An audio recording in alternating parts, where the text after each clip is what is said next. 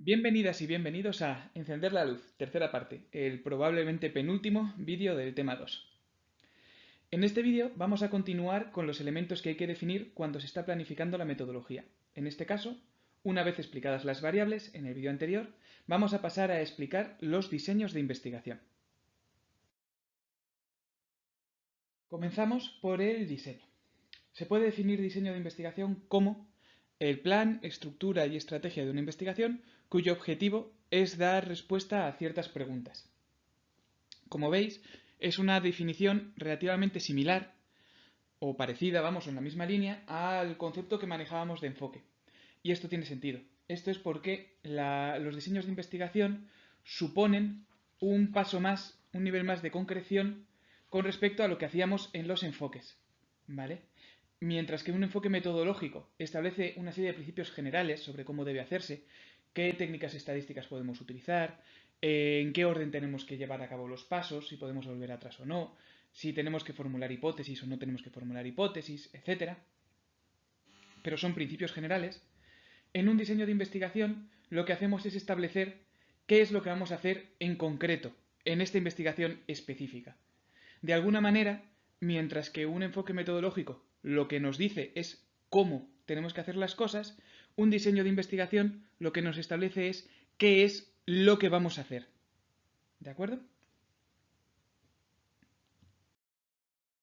De esta manera, el diseño de investigación nos va a marcar o se va a centrar en algunos aspectos muy concretos de nuestra investigación. Por ejemplo, nos va a marcar el nivel de manipulación que se va a tener sobre las variables independientes, el control que se va a tener, el nivel de control que va a haber sobre la variable extraña, cómo se van a seleccionar los grupos y sobre todo si vamos a tener, cómo se va a seleccionar la muestra y cuántos grupos vamos a tener en nuestro estudio. Y el diseño de investigación también nos va a establecer si vamos a estar en un nivel más natural o un nivel más artificial. A lo largo de esta presentación vamos a ir profundizando un poco más en estos conceptos, ¿vale? Por ejemplo, y vamos a ver distintas formas de clasificar las investigaciones, ¿vale? Vamos a distinguir dos tipos grandes de investigaciones, o en esta presentación va a ser clave estos tres conceptos.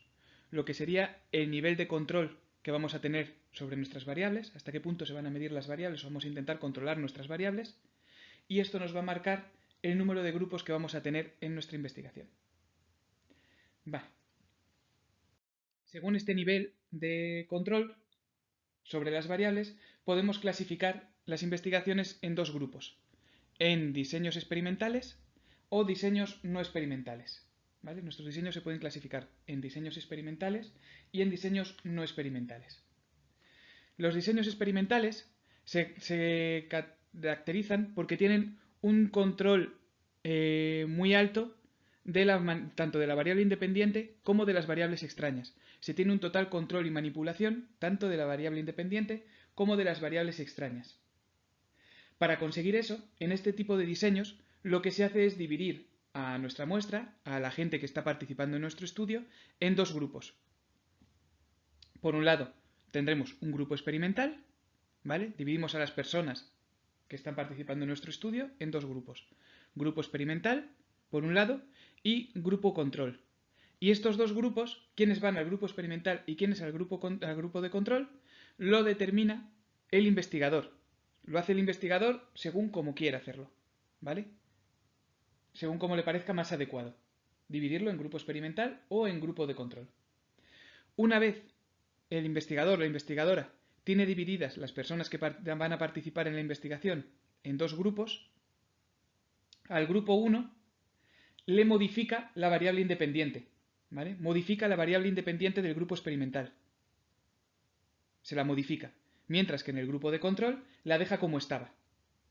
¿Vale? En una se ha manipulado la variable independiente, se ha cambiado la variable independiente en el grupo experimental, mientras que en el otro se ha dejado como estaba. De tal manera que tenemos dos grupos iguales, grupo experimental y grupo de control, compuestos por personas de las mismas características, ¿vale? Para tener un control de las variables extrañas. Y en uno de los dos grupos, en el grupo experimental, se ha modificado la variable independiente y en el otro grupo no se ha modificado la variable independiente. esta variable independiente no se modifica.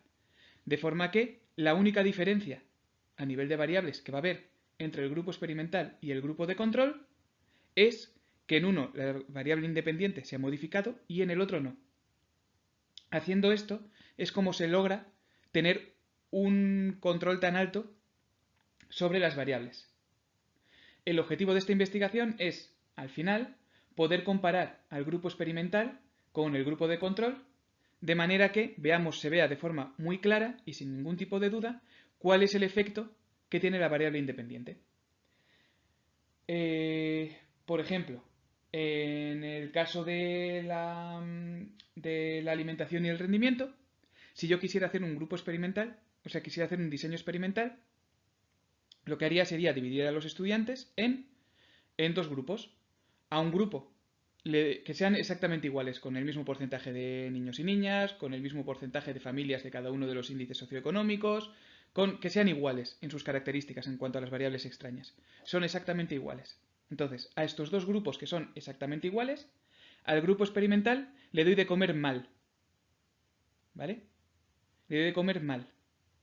Y al grupo de control dejo que siga comiendo como estaba comiendo, que unos comerían mal, otros comerían bien o lo que sea. Pero al grupo experimental solo le doy de comer mal. ¿De acuerdo? Una vez ha terminado el curso académico o cuando haya considerado que ha terminado el experimento, mediré. Se puede hacer una medición al grupo experimental y al grupo de control y se comparan. ¿Vale? Y veré si los que han comido mal, a los que les he dado de comer mal, aposta yo, han empeorado sus resultados o tienen resultados peores, un rendimiento peor, que a los del grupo de control que han seguido comiendo normal. ¿Vale? En clase veremos algún ejemplo más de esto mismo.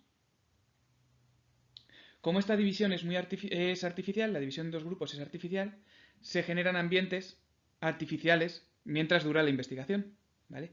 Tú has manipulado de manera artificial, estamos manipulando las variables de manera artificial. Por tanto, se generan ambientes artificiales. El segundo tipo de diseños que podemos utilizar son los diseños no experimentales, también conocidos como ex post facto. En este tipo de diseños se diferencian de los anteriores en que no existe un control sobre la variable independiente ni sobre las variables extrañas. No vamos a manipular la variable independiente, no vamos a decidir quién recibe una metodología y quién recibe otra. ¿Vale? No, por tanto, no se va a dividir a las personas que participan en nuestro estudio en dos grupos. No hay un grupo experimental y un grupo de control, sino que vamos a preguntar a nuestros participantes y unos habrán recibido una metodología, otros habrán recibido otra. Unos comerán de una forma, otros comerán de otra. ¿Vale? Pero no lo vamos a predeterminar nosotros como investigadores, sino que van a venir ya predeterminados en nuestros participantes. Este tipo de diseños, lo vamos a ver a continuación, se van a dividir en dos tipos, transversales o longitudinales. Y se desarrollan en un ambiente más natural que los anteriores, porque no estamos dividiendo a los grupos de manera artificial. De acuerdo. Como acabamos de ver, las investigaciones se pueden clasificar en dos tipos, en función de si existe o no grupo de control y, por tanto, si tenemos más o menos control de las variables. Si utilizamos grupo de control, estaremos ante diseños experimentales. Si existe grupo experimental y grupo de control, estamos hablando de diseños experimentales. Si no existe grupo de control y grupo experimental, es decir, si no estamos dividiendo a los participantes en dos grupos, entonces hablamos de diseños no experimentales. ¿De acuerdo?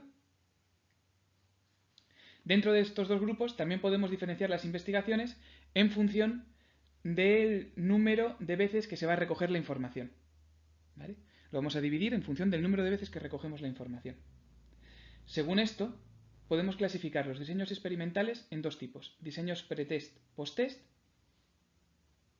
¿vale? Diseños pretest, post-test con grupo de control, o diseños solamente post-test con grupo de control, porque si no hubiera grupo de control, pues no serían diseños experimentales. Mientras que los diseños no experimentales los vamos a dividir en diseños transversales y diseños longitudinales. Hemos visto algunos de estos diseños a lo largo del tema 1, al final del tema 1. Hemos visto la diferencia entre transversal y longitudinal. Vale. A continuación vamos a profundizar un poquito en estos 4 tipos de investigaciones con algunos ejemplos. Aquí tenéis 2 ejemplos, uno de diseños solo post-test con grupo de control y diseños pretest post-test con grupo de control. Bien, la diferencia fundamental entre estos 2 tipos de diseños es que en los diseños post-test con grupo de control solo se realiza la medición una vez, cuando ya hemos modificado la variable independiente, cuando ya hemos cambiado la variable independiente. Mientras que en los diseños que son pretest post-test con grupo de control se hace la medición 2 veces, una antes de modificar la variable independiente y otra después de modificar la variable independiente. Por ejemplo, en el diseño solo post-test con grupo de control, lo que se ha hecho es, para comprobar si la velocidad lectora mejora con un método nuevo de enseñanza, se separa a los alumnos en 2 grupos, ¿veis? 2 grupos, uno experimental y otro de control. Y durante un mes, al grupo experimental se le aplica un método nuevo, ¿vale? Al grupo experimental se le ha modificado la variable independiente, mientras que al grupo de control se le mantiene la metodología tradicional que se estaba usando. Tras este mes, se comprueba el número de palabras por minuto que leen los estudiantes y se comparan ambos grupos. Tenemos una variable independiente, que es la metodología, otra variable, que es la velocidad lectora, que es la variable dependiente.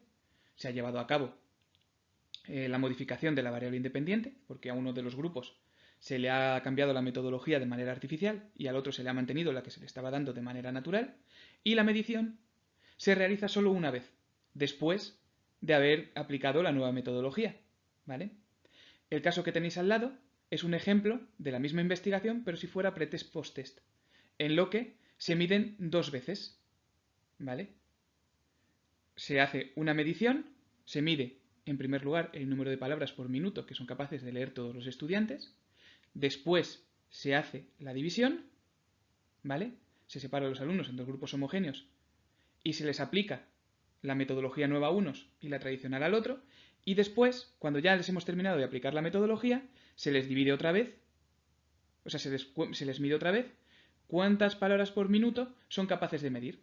Es decir, lo que es la medición se hace en 2 veces, en 2 momentos. Esto tiene la ventaja de que nos va a permitir comparar mejor los 2 grupos, porque podemos ver la evolución.